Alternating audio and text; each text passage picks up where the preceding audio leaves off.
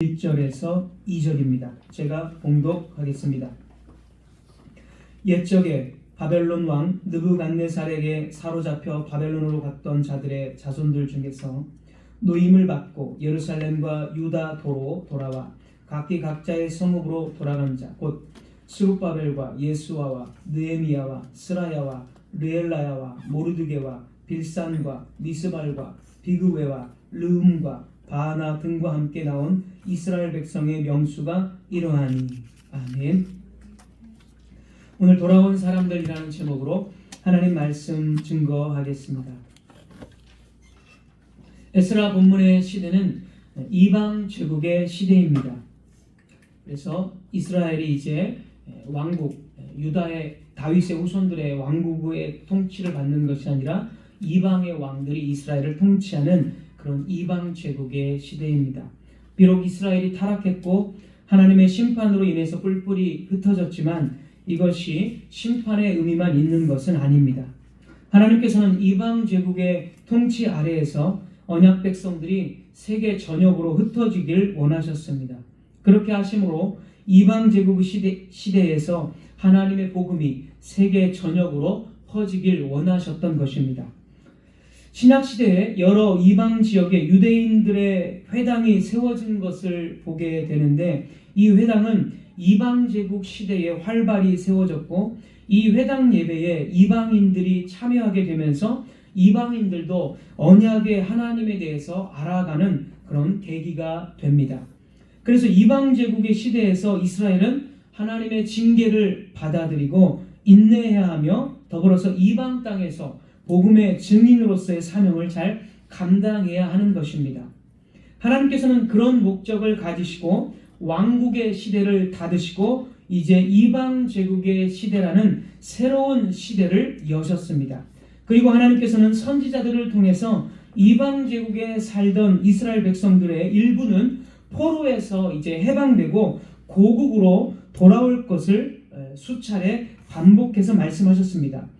오늘 에스라 2장 1절 보면 에스라 2장 1절 옛적에 바벨론 왕 느부갓네살에게 사로잡혀 바벨론으로 갔던 자들의 자손들 중에서 노임을 받고 돌아온 자들에 대해서 기록을 하고 있습니다. 지난주에 에스라 1장에서 우리는 유대인들이 바벨론 땅으로 돌아오는 것이 바벨론 땅에서 고국으로 돌아오는 것이 새로운 출애굽이라고 말씀을 들었습니다. 그래서 이들은 출애굽한 새로운 하나님의 언약 백성들입니다. 물론 그렇다고 해서 돌아오지 않는 사람들은 언약 백성들이 아니라는 말도 또는 구원받지 못한다는 사람들도 아니며 돌아오지 않는 사람들이 믿음이 전혀 없다는 뜻도 아닙니다. 과거에 이 모세 시대에는 이스라엘 백성들이 애굽에 남김없이 모두 다 출애굽해야 했습니다. 그러나 지금은 이방 제국의 시대이므로 아까 서두에 말씀드린 대로 이스라엘이 이제 이방 제국 전역에 흩어져서 살면서 하나님의 복음을 증거하는 것도 하나님의 섭리 중에 하나였습니다. 그래서 돌아온 자들은 다 구원받고 또는 돌아오지 않는 자들은 다 믿음 없고 구원받지 못하고 이런 식의 생각을 해서는 안 됩니다. 지금 그래서 고국으로 돌아온 유대인들은 새롭게 출애굽한 하나님의 언약 백성들입니다. 오늘 본문에서는 예루살렘과 유다 도로 돌아온 사람들의 이름과 숫자가 기록되어져 있습니다. 현재 이스라엘은 이제 국가가 아니라 페르시아가 다스리는, 그래서 페르시아는 이 전 지역을 127도, 120도 이런 식으로 도로 나누어서 통치를 했기 때문에 유다는 이제 국가가 아니라 페르시아가 다스리는 한 도, 그래서 유다 도로 돌아왔다 이렇게 성경이 표현을 하고 있습니다. 오늘 에스라 2장에는 많은 이름들이 나열되어 있는데 이 이름들은 우리가 대부분 모르는 이름들입니다. 그래서 우리는 이 이름들을 건너뛰고 싶은 마음이 들 것입니다. 하지만 하나님께서는 이 긴 이름의 목록들을 기록을 하셨습니다. 그래서 왜 이런 긴 이름들을 숫자와 함께 기록했는지를 우리는 자세하게 주의 깊게 살펴보아야 합니다. 이 돌아온 자들의 이 긴 명단은 일련의 규칙성이 있습니다. 규칙성. 그 규칙성을 제가 한 5개 정도로 조금 나누어 봤습니다. 첫 번째로 가장 먼저 2절을 보면 2절은 11명의 지도자들의 그룹입니다. 지도자들은 이런 새로운 조직에서 매우 중요하겠습니다. 2절 한번 보겠습니다. 2절 곧 스룹바벨과 예수아와 느헤미야와 스라야와 르엘라야와 모르드게와 빌산과 하면서 쭉 이름들이 2절 이런 지도자들 그룹입니다. 여기서 느헤미야와 모르드게는 아무래도 느헤미야는 3차 바벨론 포로로 온 사람이기 때문에 동명이인으로 보게 되고, 모르드게도 아마도 그는 이 페르시아 땅의 그 바벨론 어느 지역, 페르시아 어느 지역의 그 수산궁의 에스더를 보면 머물러 있었기 때문에 여기 모르드게도 동명이인으로 보는 것이 낫다고 봅니다. 정확하게 우리가 알 수는 없지만 아마도 동명이인이지 않을까 이렇게 생각을 합니다. 자, 이 11명의 지도자 그룹에서 스룹바벨이 가장 먼저 나옵니다. 그만큼 스룹바벨은 매우 중요한 인물임을 알 수가 있습니다. 우리 한글 성경은 스룹바벨을 나머지 사람들과 동일선상에서 나열했지만 원문에서 보면 고유명사 스룹바벨이 나오고, 그리고 여기에 이제 히브리 전치사 임이라는 히브리 전치사 함께라는 이 단어가 나오는데, 이런 함께라는 단어를 사용해서 스룹바벨과 함께 이렇게 하면서 이름들을 나열하고 있습니다. 그래서 본문은 이 스룹바벨을 아주 강조하는 형태입니다. 그래서 스룹바벨은 이 지도자들의 대표라고 볼 수가 있습니다. 실제로 이 스룹바벨은 유대의 총독입니다. 유대를 다스리는 총독, 왕 같은 그런 사람입니다. 그래서 이 스룹바벨이 누구인지는 매우 중요합니다. 스룹바벨은 남유다 왕의 직계 혈통입니다. 왕족입니다. 한마디로 느부갓네살에 의해서 포로가 된 여고냐 왕이 있습니다. 여고냐 왕. 이제 포로기가 이 느부갓네살 침략했을 때 여고냐 왕이 있었는데, 이 여고냐 왕의 아들 중에 스알디엘이 있습니다. 이 스알디엘의 아들이 바로 스룹바벨입니다. 그래서 이 스룹바벨은 왕가의 아들, 왕족이 되겠습니다. 자, 하나님께서는 사무엘하 7장 16절에서 다윗에게 이렇게 말씀을 하셨습니다. 사무엘하 7장 16절에 내 집과 내 나라가 내 앞에서 영원히 보존되고 내 왕위가 영원히 견고하리라 하셨다.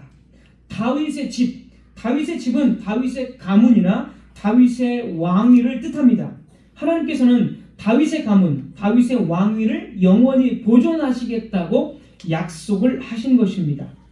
자, 그런데 다윗의 왕국이 남유다죠. 남유다. 이 남유다는 바벨론의 침략으로 멸망을 했습니다.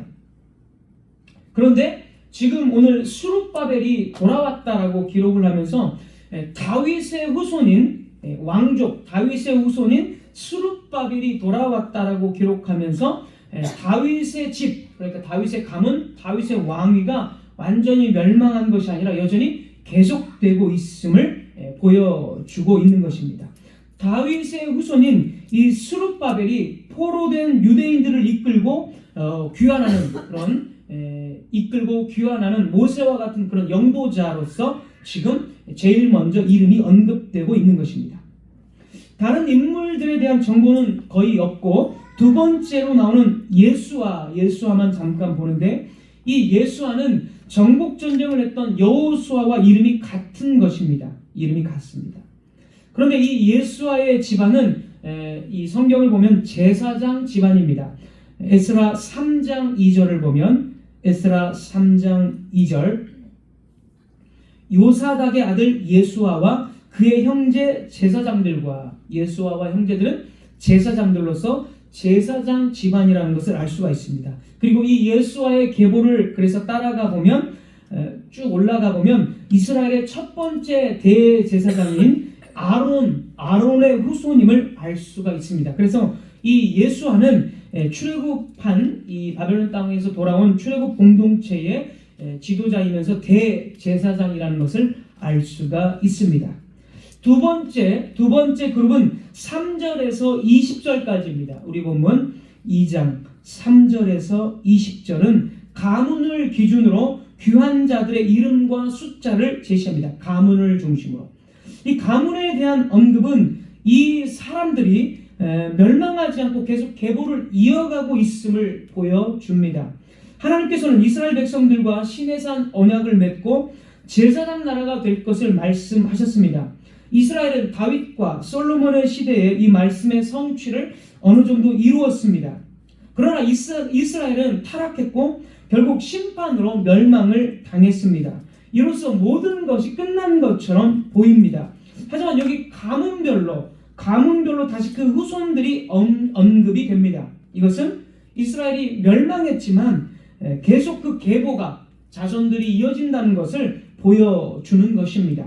또한 예레미야는 바벨론에 있는 이스라엘 백성들에게 이 멸망할 당시에 이제 포로로 끌려간 사람들을 향해서 편지를 보내서 말을 합니다. 예레미야 29장 4절에서 7절입니다. 예레미야 29장 4절에서 7절 제가 읽습니다. 만군의 여호와 이스라엘의 하나님께서 예루살렘에서 바벨론으로 사로잡혀 가게 한 모든 포로에게 이와 같이 말씀하시니라. 너희는 집을 짓고 거기에 살며 텃밭을 만들고 그 열매를 먹으라. 아내를 맞이하여 자녀를 낳으며 너희 아들이 아내를 맞이하며 너희 딸이 남편을 맞아 그들로 자녀를 낳게 하여 너희가 거기에서 번성하고 줄어들지 않게 하라. 자, 이렇게 예레미야가 훨씬 전에 바벨론 땅에서 줄어들지 말고 번성하고 시집 장가를 가고 언약의 백성들 자손들을 낳으라고 이렇게 예레미야가 말씀을 전해 주었습니다. 그래서 이제 에스라 본문 속에서 보면 그들이 이제 바벨론 땅에서 이스라엘로 돌아왔을 때 가문들의 이름을 계속 자손들을 이렇게 언급을 하고 숫자를 기록하는 것은 예레미야의 말씀대로 이스라엘 백성들이 바벨론 땅에서 멸망하지 않고 그 가문 계보를 계속 이어가고 번성했다라는 것, 즉 하나님께서 그들을 계속 끊어지지 않고 번성하게 하셨다라는 것을 보여주는 그런 구절이 되겠습니다. 세 번째는 21절부터 35절까지 출신지를 기준으로 돌아온 사람들의 이름과 숫자가 기록됩니다. 21절부터 35절 출신지. 21절을 시작으로 베들레헴 사람이 123명이요. 베들레헴, 우리가 잘 아는 유다에서 베들레헴 지역. 어떤 지역은 사람 이름 같기도 하지만 전부 다 출신지, 지역을 뜻합니다. 출신지를 언급하는 이유 역시 비슷하다고 볼 수가 있습니다. 하나님께서 이스라엘에게 번성하라고 말씀하신 대로 이스라엘은 그 출신지가 무너지지 않고 계속적으로 출신지 속에서 이제 살아갈 수 있게 되었다라는 것입니다. 이것을 뒷받침하는 것이 이제 1절입니다. 1절 뒷부분을 보면 1절 마지막 부분을 보면 예루살렘과 유다도로 돌아와 각자의 성읍으로 돌아간 자, 다 돌아가서 각자의 성읍으로 살았다고 말합니다. 그런데 이 말씀이 마지막 70절에 또 기록됩니다. 70절 보겠습니다. 2장 70절. 이에 제사장들과 레위 사람들과 백성 몇과 노래하는 자들과 문지기들과 느디님 사람들이 각자의 성읍에 살았고 이스라엘 무리도 각자의 성읍에 살았더라. 각자의 성읍을 현재 2장에서 3번을 반복을 하고 있고 심지어 3장 1절에 또 각자의 성읍에서 살았다라는 것을 기록을 해주고 있습니다. 돌아온 사람들의 출신지를 언급하고 그들이 각자 살았던 성읍으로 돌아가서 살았다는 것이 왜 중요합니까? 과거에 이스라엘 백성들이 모세와 함께 출애굽을 하고 여호수아와 함께 가나안 땅을 정복을 했습니다. 그때 그들이 얻은 성읍들이 아주 많이 나열이 됩니다. 그들은 그 성읍을 하나님의 은혜로 얻었고 그 성읍에서 살게 되었습니다. 이 모세와 여호수아 이 시대에. 하지만 역시 타락으로 말미암아 그들은 멸망했고 성읍이 무너지고 성읍을 잃어버렸습니다. 그러나 에스라 본문은 새로운 출애굽이 시작되었고 그들은 첫 번째 출애굽처럼 각자의 성읍으로 돌아가서 살았습니다. 이 성읍들은 아직까지는 황폐해진 성읍입니다. 그러나 그들은 과거 여호수아 시대에 40년의 광야 생활을 마치고 마침내 하나님께서 주신 그 성읍들을 기억하고 그 성읍으로 돌아간 것입니다. 따라서 돌아온 백성들의 출신지 각자의 성읍으로 돌아갔다는 것은 그들의 귀환이 단순히 지리적인 이동이 아니라 하나님이 주신 이 성읍들을 이제 회복하며 하나님이 주신 성읍의 주민으로서 살겠다는 의지가 반영된 표현이 됩니다. 이러한 회복은 이미 에스겔이나 이사야를 통해서 말씀을 하신 것입니다. 출애굽 공동체가 각자의 성읍에 돌아가서 회복되어서 이제 살게 되었다는 것은 에스겔이 미리 예언을 한 것입니다. 에스겔은 포로로 끌려간 이스라엘 백성들이 돌아오고 황폐한 이 가나안 땅이 다시 건설될 것을 말합니다. 에스겔 36장 33절에서 36절, 에스겔 36장 33절에서 36절입니다. 주 여호와께서 이같이 말씀하셨느니라. 내가 너희를 모든 죄악에서 정결하게 하는 날에 성읍들에 사람이 거주하게 하며 황폐한 것이 건축되게 할 것인지, 성읍들에 거주하고 황폐한 것이 건축되게 할 것인지. 34절, 전에는 지나가는 자의 눈에 황폐하게 보이던 그 황폐한 땅이 장차 경작이 될지라. 35절, 사람이 이르기를 이 땅이 황폐하더니 이제는 에덴 동산 같이 되었고 황량하고 적막하고 무너진 성읍들의 성벽과 주민이 있다 하리니. 지금 에스라 이 본문은 에스겔이 미리 예언한 이 말씀의 성취가 되고 있다는 것을 보여주고 있는 것입니다. 네 번째 그룹은 성전의 사역자들의 이름과 숫자입니다. 네 번째는 성전의 사역자들의 이름과 숫자들. 가장 먼저 성전의 사역자 중에서 36절에서 39절은 제사장들과 그들이 속한 가문과 숫자입니다. 36절에서 39절 보면 특이한 점은 전체 인구가 64절에 나옵니다. 전체 인구, 돌아온 사람들의 전체 인구가 64절에 온 회중의 합계가 42,360명이다 이렇게 나옵니다.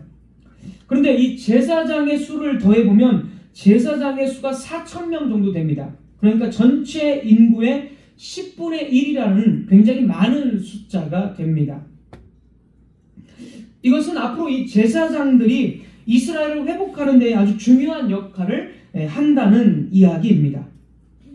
40절에서 42절에는 레위인들을 가문에 따라 기록을 했습니다. 레위인들 40절에서 42절, 그리고 43절에 느디님 사람들이 나오는데 이 느디님 사람들은 주어진 사람들 또는 드려진 사람들이라는 뜻으로서 종들을 지칭합니다. 종들. 그래서 이 사람들은 레위 자손들을 도와서 성전의 봉사자인 레위 자손들을 도와서 성전의 어떤 아주 좀 어려운 일들을 이런 어떤 공사라든지 이런 것들을 하는 그러한 그 일꾼 종들이라고 볼 수가 있습니다. 자, 55절에는 솔로몬의 신하의 자손이 나옵니다. 솔로몬의 신하의 자손. 여기서 이 신하도 종들이라는 뜻이 있습니다. 원문의 의미는 종들.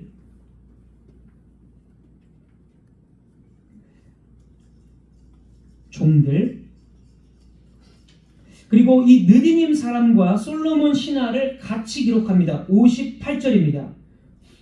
오늘 본문의 58절. 모든 느디님 사람과 솔로몬의 신하의 자손이 392명이었더라.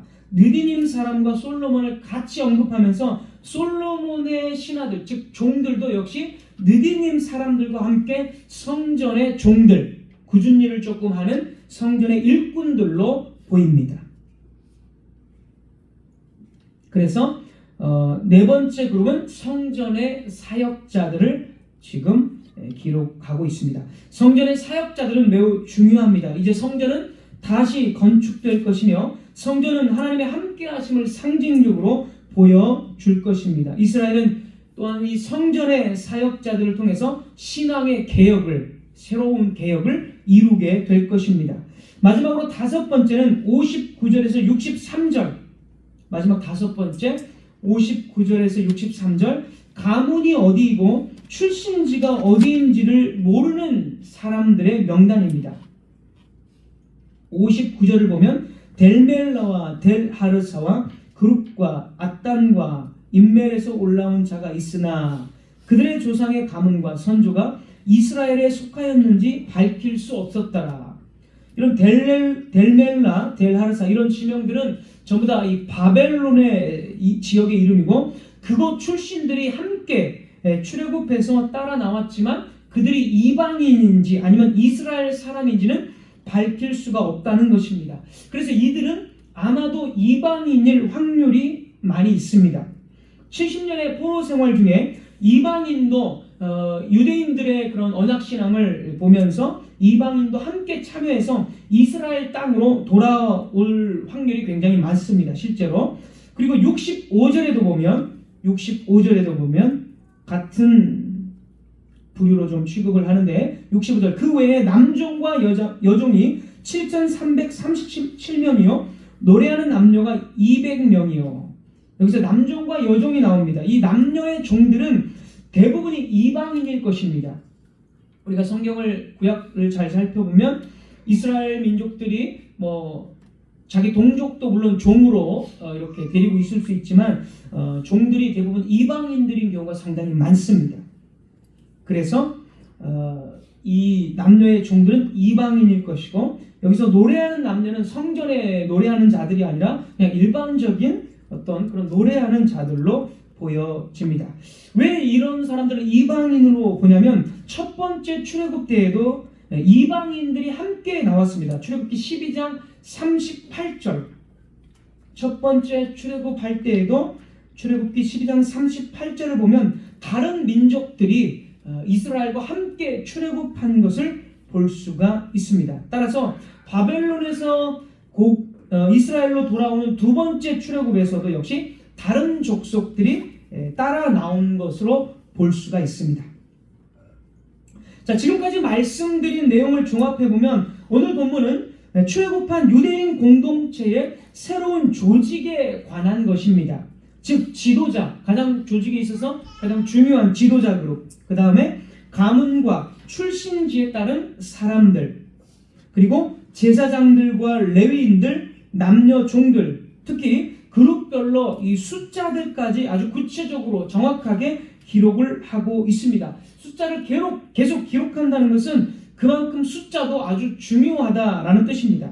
한마디로 이 구절은 돌아온 사람들의 인구 조사입니다. 본문에서 그 이름들과 숫자가 계속 나온다는 것은 이것이 새로운 출애굽 공동체에 대한 인구 조사라고 밖에 볼 수 없습니다.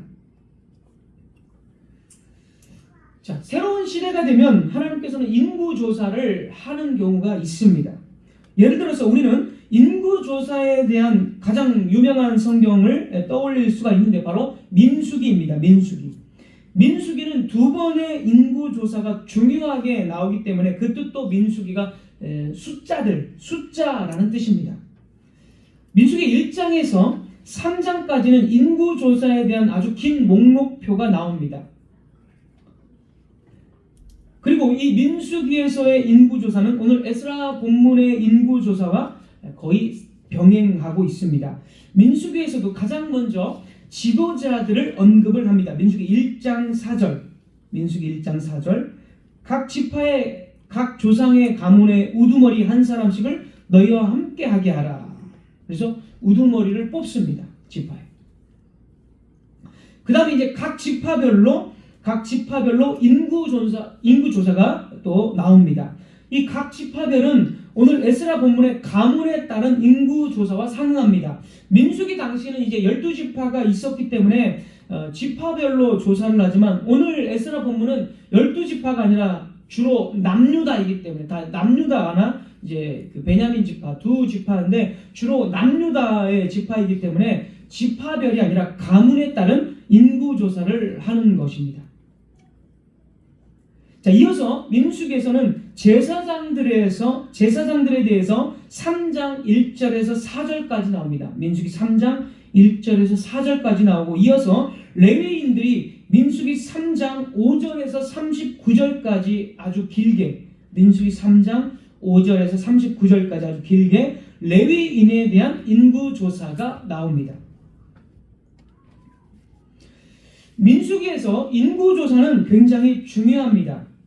출애굽한 공동체 2년, 그러니까 출애굽하고 나서 2년 후에 이제 언약을 그때 이미 다 맺었고 성막까지도 다 건축을 한 상태입니다. 그리고 나서 이제 인구조사를 그때 합니다. 출애굽 2년째에 인구조사를 함으로써 이제 전쟁에 나갈 것이라고 모세는 명령을 합니다. 그래서 왜 인구조사를 하냐면 이제 앞으로 너희들이 싸울 만한 사람들이 누구이냐 하면서 인구조사를 하게 합니다. 그리고 하나님의 집인 이 성막을 중심으로 이스라엘 백성들이 지파별로 성막을 중심으로 네 군데로, 동서남북 네 군데로 이 진영을 이루면서 행진하는 어떤 방식들을 이야기를 합니다. 이 민수기에서 앞장에서 역시. 그래서 이 인구조사는 하나님의 집인 이 성막을 보좌하는 하나님을 보좌하는 하나님의 집이고, 그리고 전쟁을 하는 하나님의 군대로서의 인구조사가 됩니다. 그래서 이 민수기에서는 더 이상 이스라엘 백성들은 과거에 애굽에서 노예 생활하던 그런 노예들이 아니라 새롭게 건설된 하나님의 군대로서 하나님의 집입니다. 그래서 이 민수기 앞부분을 계속 보면 모세는 어떻게 이스라엘 군대의 진영을 배치하고 행군하는 것을 어떻게 할 것인지를 아주 구체적으로 기록을 하고 약속의 땅 가나안 땅을 정복하도록 지시를 했습니다. 이스라엘은 하나님의 군대로 조직되어 그 땅의 모든 이방 거민들을 제거하고 그 땅의 모든 이방 산당과 제단들을 다 허물어야 했습니다. 당시 세계적인 강국인 애굽의 압제로부터 구원받은 이스라엘은 하나님의 피조 세계를 더럽힌 자들을 하나님의 군대로서 하나님의 이름으로 쫓아내고 열방을 향해서 주께 돌아오라는 하나님의 초청으로서 그 땅 위에, 가나안 땅 위에 하나님의 의의 왕국을 세우라는 사명을 부여받은 존재들입니다. 이것이 바로 인구조사, 민수기에서의 인구조사에서 주어진 하나님의 명령이며 의미입니다. 그들의 삶의 목적과 방향은 바로 이 하나님의 군대, 모든 부정한 그런 제사, 또 이방인들의 어떤 종교들, 이런 것들을 전부 다 제거하고 하나님의 의의 왕국을 세우는 것이 그들의 사명이었습니다. 아이로부터 노인에 이르기까지 남녀노소 할 것 없이 가정과 사회 가운데서 각각 처해 있는 상황과 위치에 따라 모든 이스라엘 백성들의 사명, 그것이 바로 인구조사의 목적이었습니다. 에스라 2장의 인구조사 역시 마찬가지입니다. 이스라엘은 멸망했고 성전과 성읍들은 무너졌습니다. 그러나 하나님께서는 다윗의 후손인 스룹바벨의 인도 아래에 흩어진 당신의 군대를 모으셨습니다. 새롭게 구성된 이스라엘 공동체는 하나님의 집인 성전을 건축하고 잃어버린 가나안 땅을 다시 회복하고 우상 숭배의 모든 요소들을 제거하고 의의 왕국을 세우는 그 사명을 부여받았습니다. 그것이 바로 에스라 2장 인구조사의 목적이 됩니다. 그리고 그로부터 약 500년 후에 진정한 다윗의 후손이시며 대제사장이신 예수 그리스도께서 이스라엘 땅에 오셨을 때 교회는 극도로 타락해 있었습니다. 그러나 주 예수님께서 십자가에서 죽으심으로 당신의 교회를 정결하게 씻으셨고 성령을 주셔서 거룩하게 하심으로써 하나님의 군대를 다시 창조하셨습니다. 주 예수님께서 교회의 구원을 완성하셨을 때 그는 그의 지상 대명령을 통해 바로 이 사명을 새롭게 하셨고 한층 더 강화하셨습니다.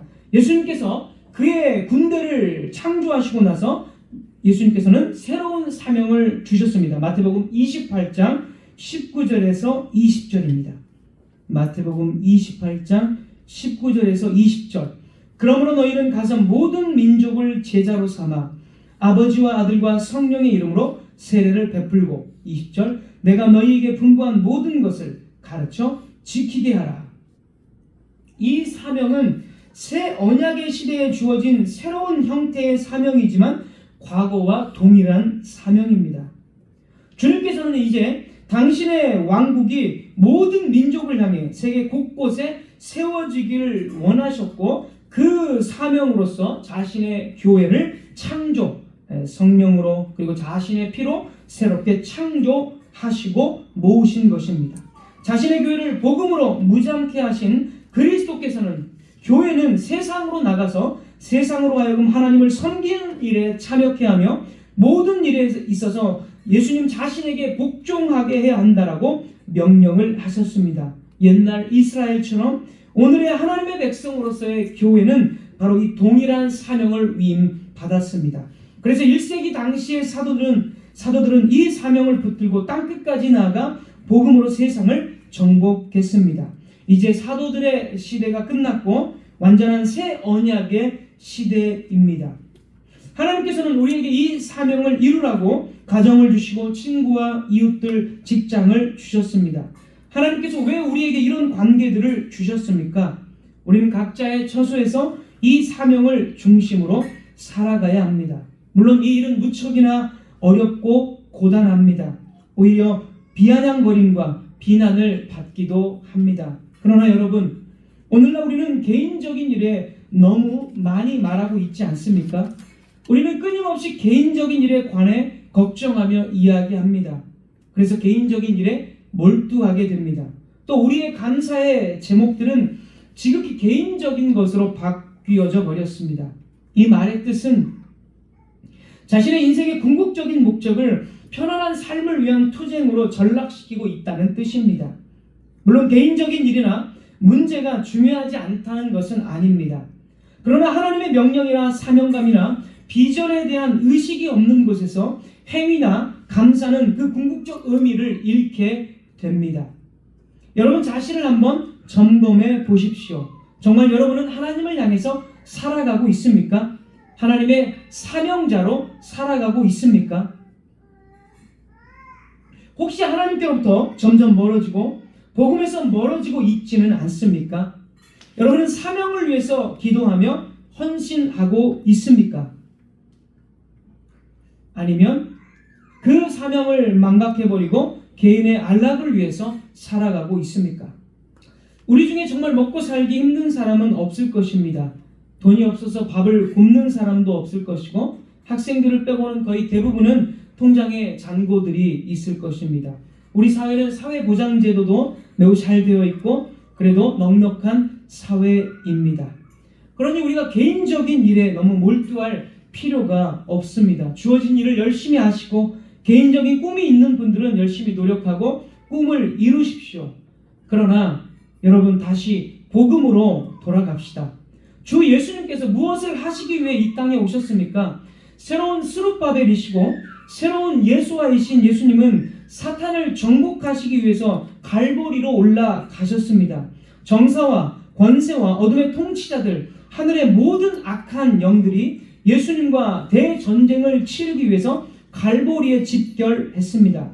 사탄은 이 전쟁을 위해 예수님의 사랑받는 제자들까지도 이용했습니다. 갈보리에서 이 십자가에서 사탄의 모든 졸개들이 예수님을 공격했습니다.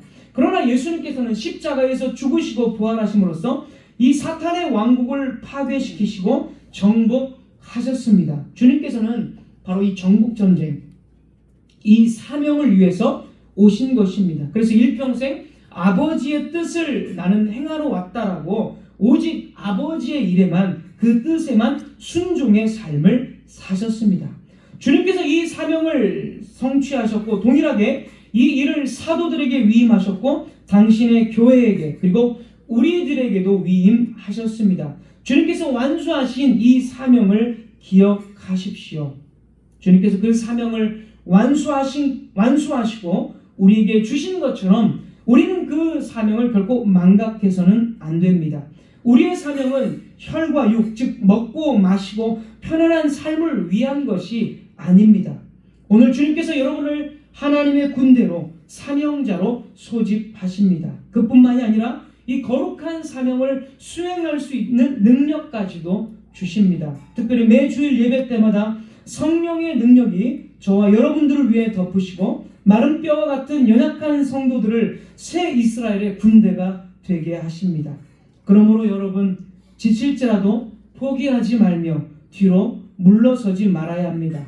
넓은 길을 기웃거리며 세상의 유혹에 이끌리지 말아야 합니다. 여호수아 시대에 회복된 가나안 땅 전체가 주의 교회들에게 허락된 것은 단지 시간 문제에 지나지 않았습니다. 오늘 에스라 2장의 유대인들은 결국 성전을 건축하고 말씀으로, 에스라의 이 율법의 말씀을 바탕으로 자신의 삶을 개혁합니다. 주 예수님의 시대의 교회는 주님의 말씀과 성령으로 땅끝까지 정복하며 승리했습니다. 이제 우리들의 차례입니다.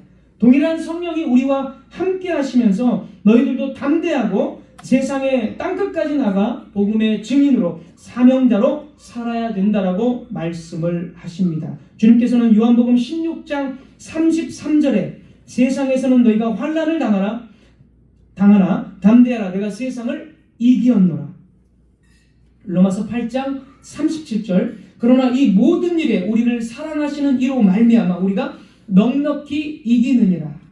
하늘과 땅과 땅의 모든 권세를 내게 주셨으니 내가 세상 끝날까지 너희와 항상 함께 있으리라. 주님께서 우리들에게 이렇게 약속하시고 격려하셨습니다. 이 약속의 말씀을 붙들고 주님의 부르심에 응답합시다. 그분의 군대로서 전열을 갖추고 세상 가운데 복음을 증거하는 저와 여러분, 우리 교회가 되기를 주님의 이름으로 부탁을 드립니다. 기도하겠습니다. 하나님, 감사합니다. 에스라 2장의 본문은 결국 하나님의 새로운 백성들의 인구조사였고 하나님의 군대였습니다.